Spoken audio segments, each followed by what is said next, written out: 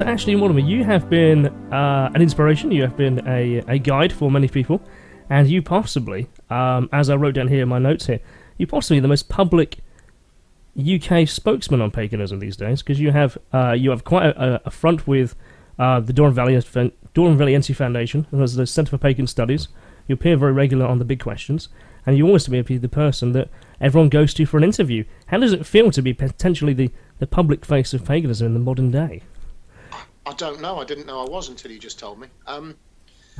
It's true that, you've got to face up to these things. Yeah, I have. I've done quite a lot of media, and I've done quite a lot of press. I think they come back to me. They did initially, and I used to get quite a lot of interview requests, and then never got asked back because I think I gave boring answers or answers that weren't sensational. But I think as time's gone on, I've learned to play a bit with sound bites and things, and I hope and think that I give a reasonably good interview. I'm usually quite smiley and entertaining and quite chatty, and hopefully I've continued to say things in a way that other people in the pagan community feel things should be described or can be described. And it's very hard to represent a huge sector of a community that's so diverse. So I don't really try and set myself up that way, but the interview thing has always been the same. It's I'm asked to do it, and I always think, well, is this a good thing for us, for pagans? Is it not? And then there's always the question in the back of the head that says, well, if I don't do it, somebody else might, and somebody else might say something that everybody doesn't like or isn't accurate. And I seem so far to have led a sort of charmed life of hopping from stepping stone to stepping stone, of not making a fool of myself and not making a fool of paganism and the other pagans who are represented by some of the things that people like me say. But I'm certainly not the most famous pagan or the most public pagan. That's my ego won't let me agree with you there. Okay, that's fine. So on that note then, so where would you define you are in the universe, as it were? How would you describe yourself? Are you a pagan? Are you a witch? Are they the same? Are they mutually exclusive? Right here. I'm a two-legged creature with a spiritual reality to my existence, making a journey through incarnation in human form in roughly the 21st century Western world. That's where I am. That's where we are. We're sort of running around on the planet being surface chemistry, and I'm still connected to that bigger universe, which is, I think, part of where my paganism, my personal spirituality comes from. That's where I'm at, right here and right now. And that is the moment of change, the moment of everything transforming, standing on the brink of an abyss, standing firmly on Mother Earth, standing with my brothers and sisters in the craft and in the wider group of paganism, and trying really hard to be me and not let those other bits like the lizard brain and the ego and those things that we study in paganism and the craft get hold of me. It's a really interesting philosophy, how it basically is who you are here, right now, this is me, and I'm on a journey with everyone else, and how we interact with each other along the way, and that is our journey. So what do you think is the misconceptions then about, say, paganism in the modern world? Well, they keep changing. The same as, you're referring to the press and the interviews. The sort of questions I get asked now when I'm doing interviews are different to what they used to be. And there are people what were they before? Who've been around a lot longer than I have who used to get asked even worse questions. John Payne would be one of those people.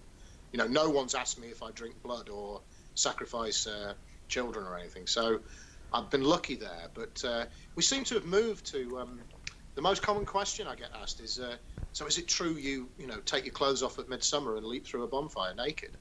And I think in a way that's indicative of the wider public opinion or view of what paganism entails, filtered through the lens of why a journalist might ask a question like that to get a good answer. But that's a lot better than the view that they had, 20 years ago or so.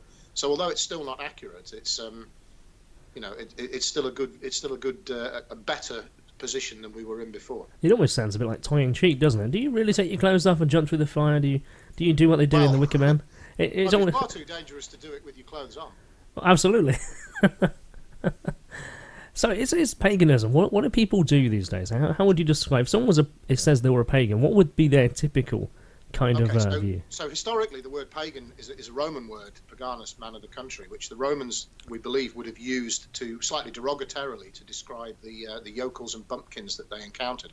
What they used it for really was to mean people who are outsiders, people who are not part of the mainstream. And to some extent, that's still how the word is in use today. I mean, okay, perhaps 100 years ago, to call someone pagan would be plainly and definitely derogatory.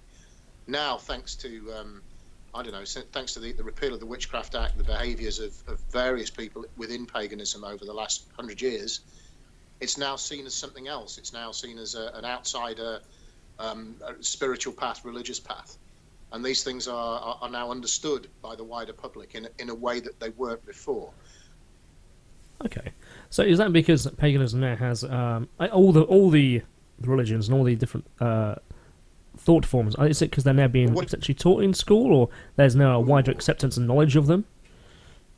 So we can. It's a very wide and diverse set of beliefs that people within who identify themselves as pagan have, and there are some common threads we can pick up. Belief in reincarnation, belief in polytheistic, multiple gods, animism. These are all themes within pagans, but every time you say, "Oh, pagans are polytheists," then somebody will pop up and go, "Oh, I'm not. No, I'm a pagan, and I don't believe that." So it really is a broad collection of it's a broad umbrella term for a wide collection of spiritual beliefs and religious practices that are outside of the mainstream so-called Abrahamic or book religions. That's and faiths. So I mean, I think that's. You kind of twisted me into defining paganism again, and that's what it is now, and that's what it always is. Although the way that pagans within the pagan community perceive themselves and present themselves, well, that keeps changing as well. It does, yeah. I've been following paganism, I guess, from a very anthropological standpoint in a way. I've got my feet in there, but I don't dive in, as it were. But I do find a greater connection to people who identify themselves through a spiritual practice of paganism. Although I would say I feel very atheistic, but actually I feel very pagan, because I personally identify with the observations that people who are pagan make. They observe the stars, they observe the motions of the earth, the nature, connection to nature, and the things that we can all see. I find that to be very connectivity, and I find that in unison with those people. Although I would not say I have a belief in gods and connection that way. So it's a very that leap of faith, isn't it? That's that extra little bit, that thing that says, look, I'm observing all these phenomena, and it makes sense. I mean, personally, I think that if your IQ is a bit bigger than your shoe size, you will realise that existence and reality and life is a bit more to it than lumps of meat with chemicals and electricity whizzing around. Now, I don't mean to be derogatory to people who are completely atheistic, who are so atheistic that they don't believe there's anything more to existence than literally that. But I mean, it seems to me, and most people I've met in my life seem to say that they think there's something else going on. There's a world of force behind this world of form. There's something else to us that's a non-physical part of our existence, whether it just be brain matter, brain waves, chemicals, or whatever else. There's something else going on, and that's the key. What do you do with that belief or understanding? And for many pagans, and I think that's what makes them pagan as opposed to just animists, is it's that leap of faith to seeing that there's something else involved, an external force or power, which we might call the divine, gods, goddesses, whatever, but divinity in nature, something divine. And because it's divine, then it's a question of what the human reaction to how we respond to that is. Do we worship it? Do we get down on our knees? Do we have a Gnostic experience with it? Do we see it within ourselves? Do we revere the divine within nature, or which most pagans do, actually, I should say. But it's an exploration and it's a journey. And I started off by saying that my personal journey is the same principle as many other pagans' personal journeys, and it's about answering that first question that you asked. Yes. Where am I? Where am I going? Where have I come from? In fact, the simpler the questions, the more difficult they are to answer, and I think the more profound the answers will be when we find them. Yeah, I would. That certainly feels like a interesting description of what it always kind of summed up into something quite nice. So, what are the misconceptions then that, say, the outsiders have of people who are pagan? Is it that they are, I guess, you mentioned do child sacrifice, we throw people in fire. Has that ever actually happened, or is that just what people did along the time and we blamed them for that, do you think? Well, I mean, I think historically there's there's a case of bad press. There were political movements in play from human history. It's human nature, but the coming of currency, the coming of technology, the coming of money, wealth, power, and civilization, I suppose, the advance in civilization meant that human beings went up against each other or were trying to gain an advantage.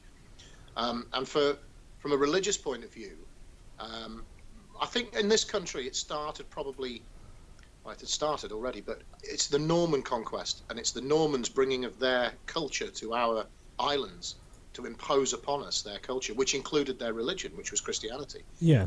And I think that there were organizations, I mean, people say the church. Well, there was lots of churches. There was lots of different factors and sections within there. Of course, yeah. But that idea of pushing people around by telling them what to believe, very potent and very powerful and a very good way of controlling people.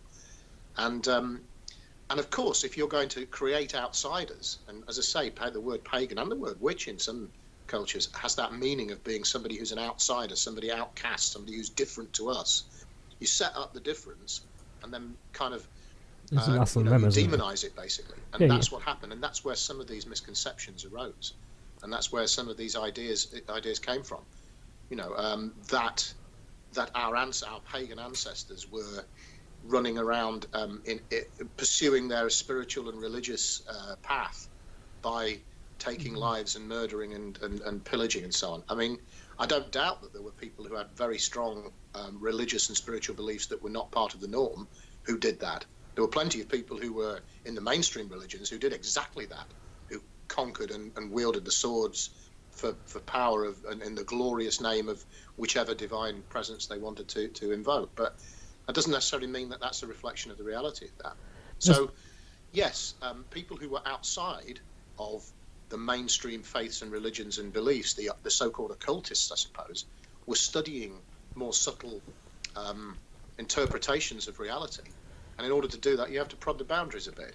But, I don't think that there's ever been a mass, hidden, secret, underground society that performs, human sacrifice on that sort of level, and certainly not, in any sense in modern times. I mean, prehistorically, there's evidence that grave burials from even as late as the turning of the millennium, first millennium, that people were buried in graves in some kind of quasi religious or quasi ritualistic manner, but the kind of practices of occultists and pagans for the last few centuries have no real bearing on that, no real bearing on the idea of blood sacrifice or hurting somebody else. In fact, most modern pagan paths have a moral and ethical tenet behind them, same as other religions. And they do, yeah. Generally speaking, it's the same tenet.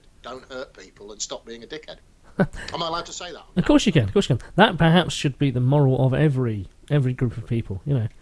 Be moral, don't be a dickhead. Yeah, actually, I have to say that's perhaps a method and a message to live by, really, isn't it? Don't be a dick. Yeah, but just be careful, because the last guy who went around saying that 2,000 years ago got nails strung up for it, and they really did make a mess of him, and a lot of dickheadery was perpetrated in his name. So, and again, I think that's just human nature. That's not something that you can hold against it, but that's the point, I think, of most religious paths. There's not very many religions that would say, oh yeah, we are out and out deliberately harmful to others and bad and not very nice. It doesn't, those kind of forces are not forces to harness. The force of good, whatever we define that as and however we use that, is something that's central to most religions. And maybe you could sum most religious doctrines up with, be nice to each other and don't be a dickhead.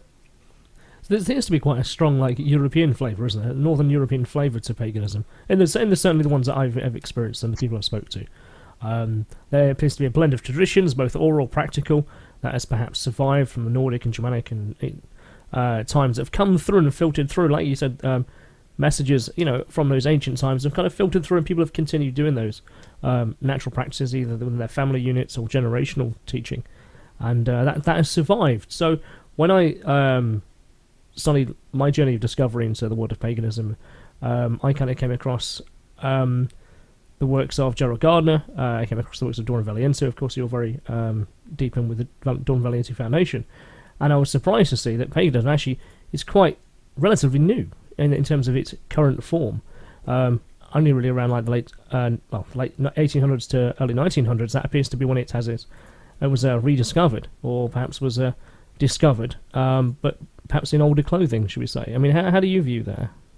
Well, yeah, I mean, I think modern religions like Wicca, which is the best way of describing a religion founded by Gerald Gardner. It really is a modern pagan religion with ancient roots. But then I suppose if you pull apart any other religion, if you're interested in religious history or human beings' religious development, you're going to find ancient roots at the heart of everything. There's no doubt that our ancestors did fantastic and interesting things in what we describe sometimes a bit blithely as uncivilized or savage cultures. The understanding of reality in simpler times and in simpler parts was high. There's no question that our ancestors knew stuff about the way the universe works, that we look at it from a scientific point of view now, and the mind boggles that they understood things in that way, and yet could be so far off understanding other things in other ways. But yes, the Gerald Gardner story is about the 1950s, and really what Gerald's doing is he's an occultist, I think. He's a folklorist and an occultist, and he's building a system of working occult magic in order to make connection and communion with higher, I'm going to say higher, but that's a relative term, entities that are non-physical, so let's say the divine. And he built and created a system that's based on occult principles that had been around for several centuries. And he did really pull stuff together. People say he made it all up. Well, he didn't make it up. He just took bits from other things and built this system called Wicca, which is a sort of like other systems like that. It's an iceberg. The very tip of it is showing. The very tip of the iceberg is above the water, and that's the rituals and the written bits of what Gardner did. But I mean, as you hinted, I do know quite a bit about Gerald Gardner and the things that he told people who were around with him and who studied with him. And he wasn't an idiot. He knew what he was talking about magically. And I think that one of the measures of religious systems, or at least magical systems, pagan systems, is whether they have any longevity. And when they do, the inference is that they're working, that they do work. I mean, I would say craft works because I've done craft. I know how it is. I know how it works, and I want to understand more about how it works. But it does, and people find this satisfaction in that. People find that resolution within themselves, that understanding of the journey through life, through the eyes of somebody who can see existence in a different way that makes sense to them. And that works for me, so that's what I do. And I know quite a lot of other people who feel the same way. Yeah, so like the one difference I find, and I think it's the reason I enjoy talking to you, is that you have a different vernacular to many pagans who I've spoke to. And I do. You do, very much so. In a way that you... Maybe I'm not so representative of the rest of us then. In the sense that your vocabulary is much larger when it comes to your understanding. You've clearly have studied this through life experience and your time with the craft, and you have developed a vernacular and a vocabulary of lots of different understandings. And you've got, okay, I know kind of where I am. With a lot of people, perhaps it's because they're not sure where they are and they're not sure what to say. So they're trying lots of different things in order to formulate their idea to come together, as yours appears to be much further along that line to when you're describing your experience. Danger, Will Robinson. Yeah, once you start thinking you know something, then upstairs seems to me to have a habit of dropping on you a very rapid and sometimes sometimes quite sudden understanding that you don't know so much as you thought. Which to me is part of the beauty, bliss, joy, and ecstasy of living. But you're right. Maybe I do talk about things, but the answer is that things are simple. Yeah. Really, life is quite simple, And if you look at religious systems, the religious systems themselves are simple. Wicca is really simple, actually. Most of us who do it throw human complications in, but it's a cycle of life, death, rebirth. Yeah, I get that. With a bit of love and kindness for other human beings, compassion, wisdom and understanding thrown in there. And funny enough, I was asked by my high priestess in Dundee, a lady who I respect enormously, who's taught me so many things, the most important of which is trying to be happy, learning to life. And she said, can you just be succinct, Ashley, and tell me, now you're a high priest of the craft, what you think witchcraft is? And I said, well, my understanding and experience now, it's totally different to what it used to be. It's living, it's going through life with the ability to look at what's happening to me and my relationship with the wider world through a lens of something approaching, an attempt to understand it. That's what it is. Witchcraft is trying to understand. And she's got this great way of putting it. She said, you got your hat on? And I said, what do you mean? And she'll say, your invisible pointy hat that lives inside your head, because you're a witch now, and that's how you look at the world, and you change your perspective. And so there's a secret of Wicca, that we all, or most of us, wear little invisible pointy black hats in our head because we can't take them off. Once you've seen something, you can't remove that. No, I guess you can't. So, Centre for Pagan Studies then. So how did... So which came first, actually? Was the Centre for Pagan Studies, which you're the director of, did that come along first, or did the Doreen Valiente Foundation come first? No, the Centre for Pagan Studies was founded by John Bellon Payne and his wife Julie, who had been... they'd been on a weekend course on something vaguely New Age that they thought was bogus. Or John had been initiated into the craft quite some time ago, and he'd been on this weekend course, and they'd had a nice dinner, and they paid for a hotel, and somebody had painted some runes on some stones, and they'd all picked them off the beach and gone away, and 400 quid later. And John thought, hang on a minute, there are people out there who are looking for this understanding behind the world. Maybe they're not all suitable for witchcraft or paganism or Wicca, but there are subjects that we could do, and they happen to have a decent sized property in which they started putting on talks by various people, themselves included, John included, gave several talks on similar subjects. And the premise of the Centre for Pagan Studies was to educate people, or help people to find their own education without it costing them a lot of money and without someone profiteering out of it. And it just so happened, which... Again, my high priestess in Dundee says if she ever writes her autobiography, she's going to call it. It just so happens, a funny thing happened on the way to, living and dying. It just so happened that Doreen Valiente, who lived in Brighton and nearby, took an interest, came to one of the talks, liked what was going on and the premise of what they were trying to do, and wanted to get involved. And she and John became friends, and then they did some magical stuff together as well.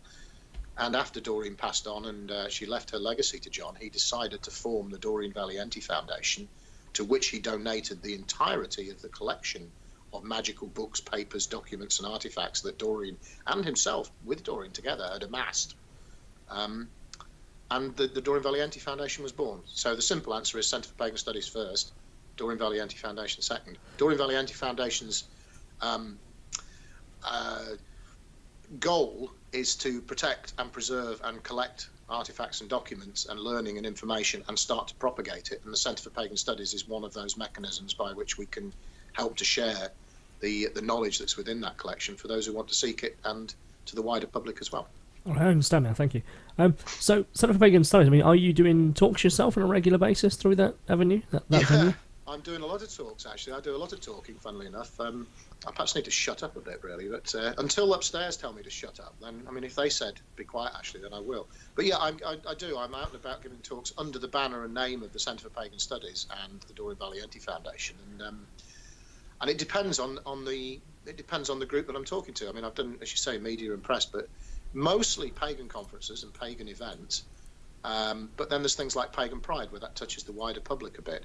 And I've done talks and lectures at the British Paranormal Association and various other interested fields that are interested in paganism. And I've got involved in some faith groups as well, some interfaith and multi-faith groups. There's a few. We've done a few. There's a few sort of secretive.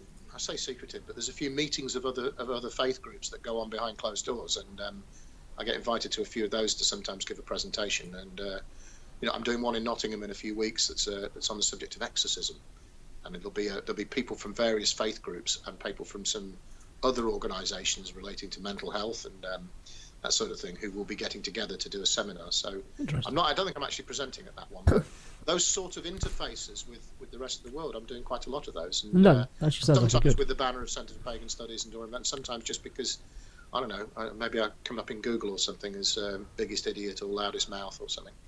No, it's quite, you talk about the subject of exorcism there. That's quite an interesting one because of course everyone has within respective faiths they have their own view of what is causing that effect, and so it may have possibly been as that religion was formulating its ideas and trying to write its scribe down and trying to understand and develop the world, they were seeing people who had issues, whether they be mental, whether it be spiritual or physical, happening to them, and they decided to write it into their scripture, into their understanding, whether it be oral and physical traditions. It's become part of their faiths, whether it be Christianity or Islam or the Sikh. And it's very interesting to understand how paganism sees that, because I guess as it has existed from time immemorial, trying to understand the world, that would have been seen with people who have epileptic fits, or people who are having mental health issues, or having those kind of experiences happen, whether they are paranormal, whether there's an external force acting upon that person.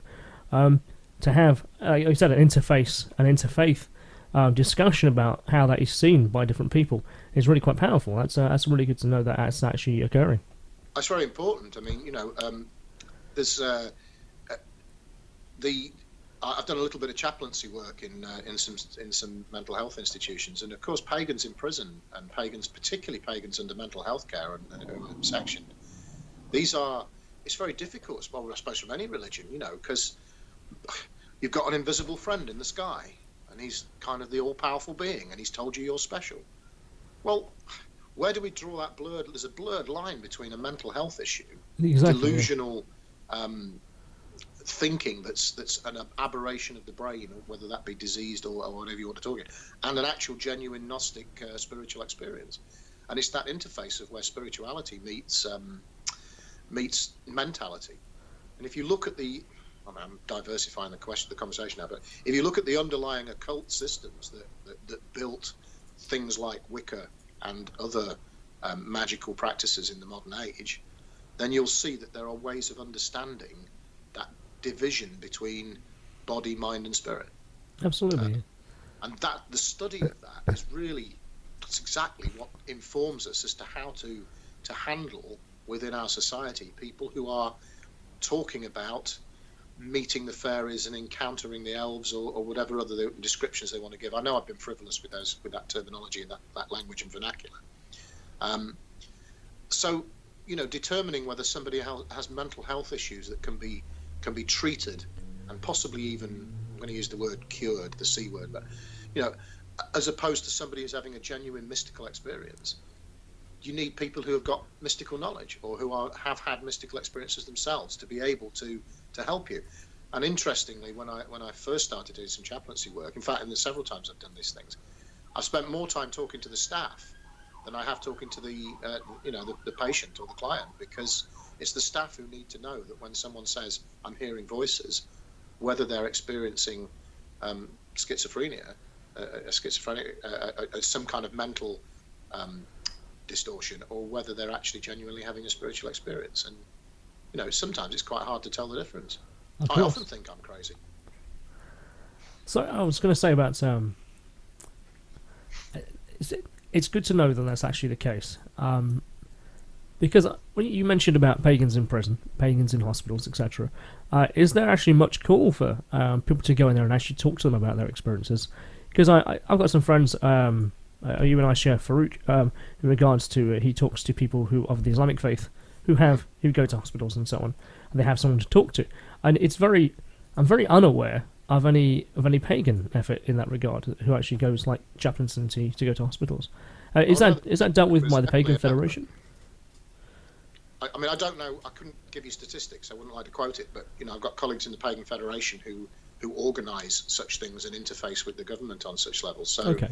I think if there was, you'd be hard pressed to not be able to contact somebody who'd be willing to visit you as a pagan if you were in either hospital or prison. And that does vary from bits of the country to bits of the country. Yeah, I guess, of course, yeah. A lot of that depends upon who's in charge of chaplaincy services in that particular health authority's establishment. Although, again, this wider discussion, understanding, interface between interfaith groups is what helps and informs that. So, I mean, although it's probably true to say that the most prominent faith represented by those in charge of chaplaincy services in prisons or hospitals is Christianity, most of those Christian chaplaincy managers are in very good communication with those of other faiths, including pagan faiths, and are therefore able to call upon their help and advice with some surety of, I say surety, let's not say surety, some sense that they're going to get somebody who's going to make sense to come and provide those chaplaincy services, which is so vital in cases like mental health issues and of course people in hospital dealing with the issues of being a human being, which is where their religion and their faith comes in. So, dying, being born, and all bits in between. So when I think about like the crossovers, and you talk a lot about religious plurality there, I guess a person who comes to mind there is Jay Lakhani. Of course, you've had quite a lot of discussion with. There's a guy. Yeah. I love listening to what that guy has to say. He's a really interesting character. And of course, so you guys met on the big questions, right? We did. Yeah, we did. I went, bright-eyed and young and bushy, set my first big TV appearance, and said to the producer, what's your viewership? How many people will it? And he went, about 4 or 5 million. I'm like, yeah. Don't say the wrong thing, Ashley. And as I'm standing in this, this sports hall thing, which is where they were doing it, and having a cup of tea, I'm approached by this little chap, and he's small. Jay Lakhani's not very tall, and he came up with this smile, and the only way I can describe his presence, he's a person with grace, and I mean that in he's graceful in his movements and his actions, but he's got grace, which is I know you're going to say, oh God, that's a very Christian idea, and he came up and he said, I'm so glad that you're here. And I said, but how do you know me? And he said, well, I've heard a little bit about you, but I know more. I'm so glad that there's a pagan. I wanted to help the BBC to get a pagan on this programme. And he said, I'm so glad you're here, and because you're not represented, and there is a part of society that is not being represented in these debates. And he said, I do hope that we can, we can help the BBC to make their faith programmes and their faith offerings, which the big question essentially is, it's morality. He says, yeah. And, it was supposed to be, until they haven't. Although we did both agree that it was a somewhat frivolous debate on, are many gods better than one god? Because we could have gone around the room and gone, no, no, yes, yes, no, no. Instead of which, it was a fascinating experience. And, and Jay and I were kind of, I don't know, we were having we were winking at each other across the studio and things. I don't think that ever got picked up on camera, hopefully. But we did both side up, because the Hindu point of view is similar to pagan. And Jay's point of view is that religion, belief, faith, and these ideas are pluralistic. That there's room for everybody to have multiple opinions that maybe don't sit in harmony with each other. And that possibly things are going on a pluralistic level, that it's possible for there to be many gods and one God all at once. Who's got the monopoly on reality?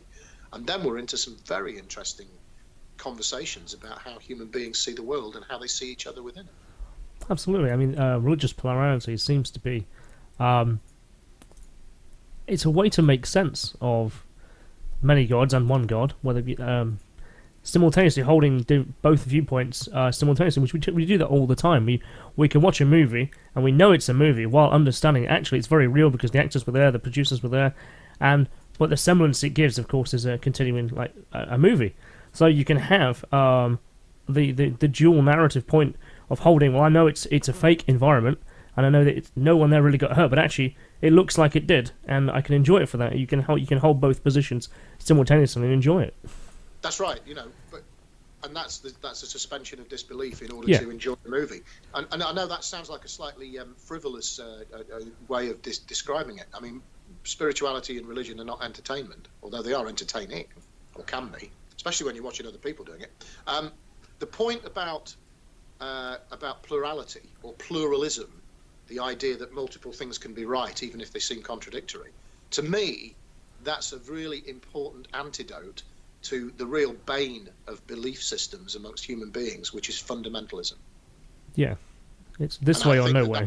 That pluralistic approach is exactly the antidote that's required in order for the human race as a whole to do something developmental instead of just tearing each other apart because your invisible friend's bigger than mine.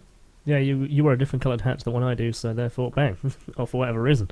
It does seem a bit... humans as such have a profound wonder about the world, wonder about the universe, and they're asking questions about themselves and their position within it. And even if on a one-to-one basis, regardless of what this person's viewpoint is in front of you, you'll often find that they've often wondered, was there someone up there looking after me? Is my grandfather up there or down there? And they want to talk about that on a one-to-one basis. Looking after you. It's you. It's you looking after you. So there are those that say it's all within the one. It's a microcosm, macrocosm, and within the one place is all the other things are contained within it, and outside of that, everything contains the one as well. There are people who think of a subjective universe. There's all these very interesting philosophical, logical points of view that can all come together, and I don't see why faith or religion should be kind of exempt from having to be examined scientifically like that if somebody wishes to do so. And I think that the more you throw into this mix of interesting and differing points of view and angles and methods of examining things, the more we're likely to find ways of basically not annihilating the planet and beating each other up. Yeah, which can only be a good thing for the universe, for the planet and for human beings and for the universe and for the rest of the existence around us. It does make you wonder, so if we get out there to the universe and we come across a planet that also has the same character gods as ours, are we going to start going, oh, maybe there really was someone? Yeah. I'm laughing, and it makes it probably looks on camera like I'm kind of laughing at the notion that there's that there is something out there. But I believe that. I have made a leap of faith. That's why I'm a person of religion, and to me, Wicca or the Wicca is a religious system. But it stops being faith when you have an experience that convinces you that you've had an objective thing that's happened to you. So you meet other people who hold that objective thing, and it's natural to want to get together with them. But that doesn't mean we've got to gang up against the others, or that they've got to gang up against us. And that's why, really, you've helped me to crystallise today, Kristian, that my message is pluralism. Treat everybody's opinion as being valid and okay. Apart from dickheads. Apart from dickheads. That's great. I was wondering what I'm going to name this episode. I've got one now. Don't be a dickhead. So I was looking back. My name is Ashley Mortimer, and I'm a dickhead, or I used to be at least, until a very, very good set of experiences persuaded me not to be. So I'm appealing today to all dickheads out there: repent now. So I was looking back at the Pagan Pride videos that I recorded from 2011 to 2020 to now, really. I've filmed kind of every one. 9 years of Pagan Pride. Yeah. That's right, 9 years of Pagan Pride, and there was quite interesting characters in the backgrounds and the build-up and the extra videos we did around that. And you and I, we got together for a video in 2011, and we recorded it in some woodland not far from here. In the woods, yeah, I remember, in the woods, and I gave you the 30-second version or 1-minute version of Witchcraft. That's right, yeah. And then the Witchcraft in 60 seconds, I believe it was. And you literally nailed it to the point of a second there. And we had a conversation, not this time, but last Pride, so 2017, that you might have got that down to 30 seconds. I was kind of wondering, did you want to put that to the test? Yeah, witchcraft's looking at the world through a lens of trying to understand it. There you go. Wow, that's quick. Okay, that's trite because that's being philosophical about it. But yeah, you're looking for the bit where we talk about witchcraft, because I know you've got viewers who don't know what it is. So I'm not sure I can nail it to 30 seconds, but I'll try, and let's not play the timer game this time. But no. There's 4 views of witchcraft. There's the 2 views from inside and 2 views from out. Within, there's those who believe it's a pre-Christian pagan revival survival. There are those who believe that it's a way of doing magic and nothing more than that, and it doesn't have a religious element. From outside, there's the church view and the lay view, and the church view is that witchcraft is an act of magic performed in conformity with a will other than God, and the lay view is that it's an act that it's the doing of magic for harmful purposes. So there are your 4 definitions of witchcraft. Very good. I think you might have hit that under 20 seconds. That's very good. Ignoring the timer, of course. But yeah, so how did you get involved with Pagan Pride, can I ask? Because we met at the Dragon in Nottingham, which is a pub that used to have. It was a very interesting place because where Spellcrafters used to host its Monday get-togethers, where lots of different people, lots of different ideas came together. I can remember there was quite a few philosophical people. There's quite a few people not of different faiths. There was quite a few people from the Philosophical Society would come there. And there was an interesting melting point of lots of different points of discussion, which is the reason why I started coming in the first place, which is, of course, where I met you, where I met Esme, and that Pagan Pride then took off as a bit of a coalescence of some of those people's ideas.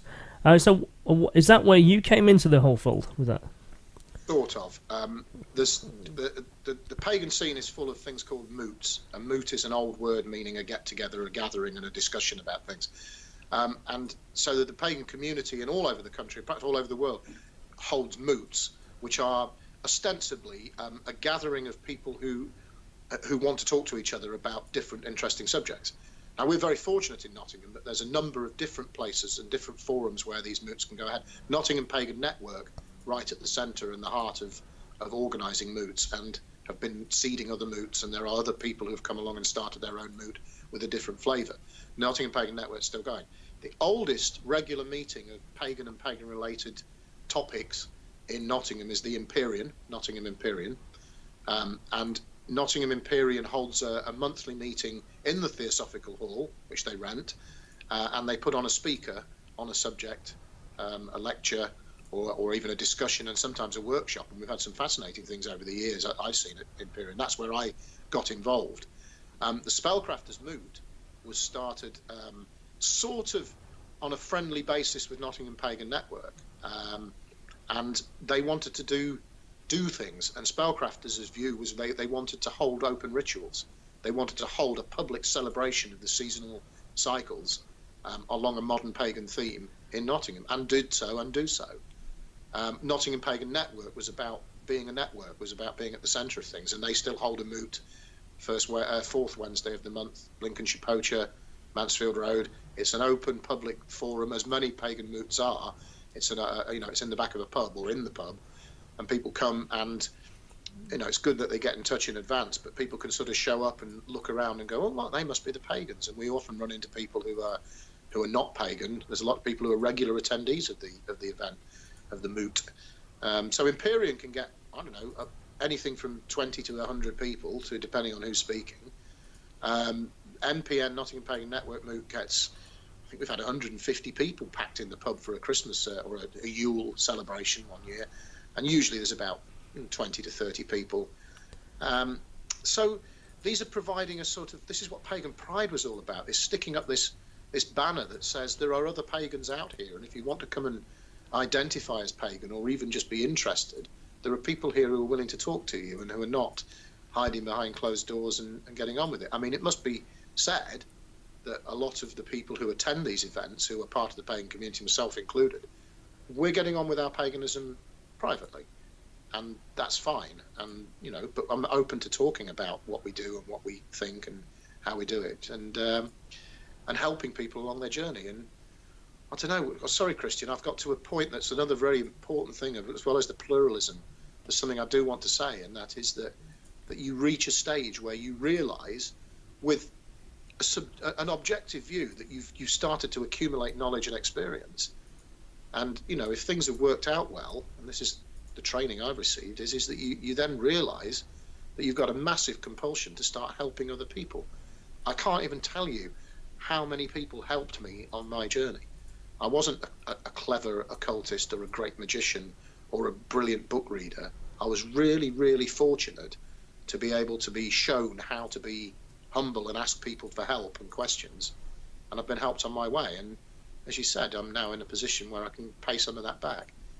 And really, that's what the point of the moots and the pagan community and Pagan Pride, Nottingham Pagan Network and Empyrean and the Centre for Pagan Studies, Doreen Valiente Foundation, it's all about helping other people to find their way on that path, or on their path, whatever that is. And we've got friends in other faiths. And you mentioned Farouk, and there's people like Matt, who's a lay minister in the Christian church, who's very well connected to us. In fact, will be taking part in some of the seminars and the other interfaith things that I do with together. And it's about helping people to find their path, and whether that's a Gnostic path or an atheistic path or a full-on faith path. I think probably most of us would discourage fundamentalism and fundamental behaviour, but helping individuals, and you can do that by sharing your experiences and sharing your knowledge. So for pagans, and for people who think they might be pagan or who just want to find out, come to a moot. That's what I did with Empyrean, and I ran into a guy who helped me find my way to witchcraft, and within a few months I was attending full moon ceremonies in the woods at night. That's a very it's an interesting reflection of a journey that you've had, and it's something like I feel a kinship with just with other things. You learn, you accumulate knowledge, and you feel a profound feeling and a want to discuss, to talk, and to share, and to give and support other people, because that actually fulfills you in a way that enriches you, but that also enriches the person who's with you, and that's a really powerful feeling to have, and it's a really humble feeling to have too. Yeah, I mean, humility is something that the craft teaches its priests and priestesses, high priests, high priestesses, and that humility, being able to overcome your own ego enough to get hold of yourself enough to be realistic about things. And I mean, I can be a bit self-deprecating sometimes, and I do that mostly to remind myself not to be a big head. Don't be a dickhead, the primary directive of what we're talking about here. And that then makes it possible to pass things on, and you have to kind of have an acceptance that you do know stuff, and you can show people stuff. So there you go. There is the great scripture of Ashley's religious path, and what I've got to offer the world is, come and ask me, and I'll show you stuff. Because that's what happened to me, and by asking people and approaching people who I thought, you sound like you know what you're talking about, that's fun. And I know you're a little bit that way as well, aren't you, Kristian? Very much so. I kind of in your nature to find somebody interesting and go, I'll have just a prod and see whether they'll tell me anything. Yeah, I guess so. I mean, not just with paganism either. I guess I have a flavour for the knowledge of the world, and things that I think other people would find interesting is what I choose to share and discuss. If I'm finding it interesting, I'm pretty sure someone else might find it interesting. And I've kind of gone on a bit. Different then, I think, because I'm less bothered about whether other people find it interesting when I want to pursue a subject. Oh no! So what I meant was, if I was to learn something, I think, okay, I think someone else would value from that. Oh yeah. So if I was just to share that, whether it be social media, whether it be in a conversation, they might go, I actually find that interesting as well. Then we can have a discussion about it and find out a bit more about it. And I think the thing is, learning's not cheap. No. There's a price to pay, and I don't mean the price of buying a book. I mean that you have to invest a bit in it. You have to be willing to work. And I mean, I know that there are paths in certain pagan faiths that appear on the surface to be a little bit facile, but actually it's quite difficult. That journey of understanding of the universe through understanding of yourself requires you, and this is an occult principle that underpins more than just Wicca and witchcraft, it requires you to get over yourself, and that ain't easy. No, because really your ego wants to pull you back. It's not something you do once in your life, and then you become this thing, this priest, this whatever it is. It doesn't work like that. There's a constant ongoing test to stop being a dickhead. Yes, it's a way of life. Don't be a dickhead. And it really is a way of life. You have to live. Oh yeah, because we're all capable of it at any moment. Because when you said, "Where am I?" Right now, I'm standing on the threshold, this here and now of behaving like a dickhead, or saying something stupid, or hurting somebody else, and it's very difficult to. It is difficult, and it doesn't ever stop. Just because you've got some experience that leads you to be quite good at not being a dickhead, and then it doesn't mean that you're not in absolute danger of falling into that pit. And I have to admit, I can be a real dickhead sometimes, and I have been recently, and I probably will be tomorrow as well. Not specifically tomorrow, but yeah, I do understand the philosophy where you're coming from, that, and the wording you're using there. I get that. I really do. Man, I mean, I like those words. I like that. I like the humour. I like the fact that we can be simplistic about things and maybe a bit humorous about it, because humour's a nuance to understanding that helps us to get things. If you get a joke, then you. The laugh is then on us and on the person. You get it. Yeah. Humour is very. It's a powerful method of delivery. Actually, you can sit back and breathe that sigh of relief that you know it was a joke. But then you think back, and actually there might have been a message attached to that, and you think about it. It's a really powerful two-way threshold there. And I listen to a lot of Joe Rogan, who of course is a well-travelled comic, and he talks a lot about that. And the fact that if you understand that it's a joke, and there's lots of messages that are shared back and forth between the person who perhaps is delivering the message, the talk, and his experience in his life or her life, not to be sexist, of course. But now, of course, we're facing a bit of a dilemma in the world of how humour is kind of getting a bit of a knockback. I mean, you find even John Cleese has now leaving the UK because he feels that he can't tell a joke anymore. And Rowan Atkinson has said the same thing very recently in a very powerful speech he read out about how humour, unfortunately, is getting knocked on the head, so you can't express things in a way that we could before. How do you feel about that? Yeah, no one's curbed my sense of humour yet, but there's the guy who found the electronic circuitry inside his, I won't say the name of the brand, but inside his modern television that connected to the internet appeared to be, on the surface, voice recognition software, so you could say on television or BBC Two or whatever channel you want to turn to, and in fact it was sending this information back to the makers of the TV. If somebody was spying on me and heard me in my own home where I am now, with some of the things I say as a sense of black humour or dark humour, then it'd probably be quite shocking, because privately I'm a big dickhead, So I think that sort of level of censorship, it's about appropriateness of where things can be said, and it's about the effect that it has on other people. So yeah, I mean, maybe you take the view that the wider society, as John Cleese obviously has, that the wider society is losing its sense of humour and can't get over itself. But at the same time, being able to adapt to being a part of that society is important. And you talked earlier about vernacular. I know you applied it personally to me, but our society-wide vernacular about the way we deal with issues of people's sensibilities and sensitivities, and the way that they label each other and label themselves. And I'm talking about things like race, religion, gender identity, and so on. You've got to be sensitive. You have to be sensitive to other people.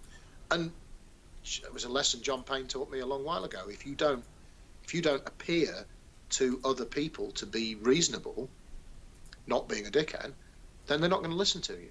And if you want to be listened to, you're going to have to live in that society with that. That said, I think we all roll our eyes. I think most people in society at some point roll their eyes about the way that other members of our society have used blunt tools like legislation and law and other things in order to try and force people to not be dickheads. And I suppose while we're pushing that analogy, if it's within you to be a dickhead, you're going to be a dickhead. You can't legislate for that. You can't just make it illegal to use certain words in public or whatever. It requires, and this is the human thing, it requires human beings to wake up and smell the coffee and want to do something to change the way that we live with each other and the way that we live with the natural world around us. And if we don't want to do that, you can't force people.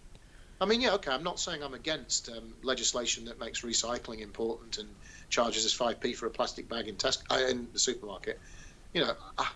That's okay, and I think that's right. But really, it's a willingness within human beings, and that comes from being in a society where our societal group, stereotypical archetypal values and ethics and morality changes and moves around.